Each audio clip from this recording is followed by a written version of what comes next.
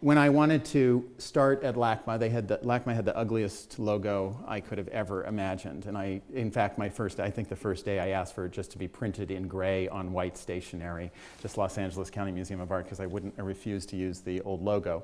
Then I hired 5 different professional designers. They all proposed changing the name. They didn't like the C, they didn't like LACMA, it sounded strange, couldn't they get the county out of it? I said, no, they give us a third of our budget every year, I can't take the C out. And Llama's not so great, and nobody had a satisfactory, they gave me all kinds of ideas, none were satisfactory, so I called my friend, John Baldessari, the artist, and when I ever have a big problem, I always call an artist because of the way they think, and I said, can you help me out here? He's good with graphics. And so he asked me down to the studio a few days later and says, maybe I have something for you. The photograph, black and white, was taken in the 60s. Does anyone know what that gesture still is?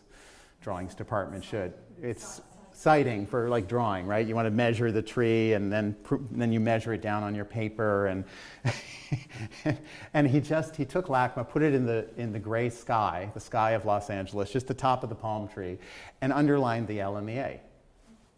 How simple is that? And I thought, what a marvelous way to simplify. No one had ever thought of something so simple. LA, Los Angeles and art, and it makes it symmetrical. 5 letters, big sky, and it worked out really well. And so that risk was worth taking, and I've often gone to artists, and I've promised the museum that I would bring artists in, not to show their work inside the museum, we do that, but to actually have artists help consider the frame, the museum itself, the logo, the way things are done, the means of installation.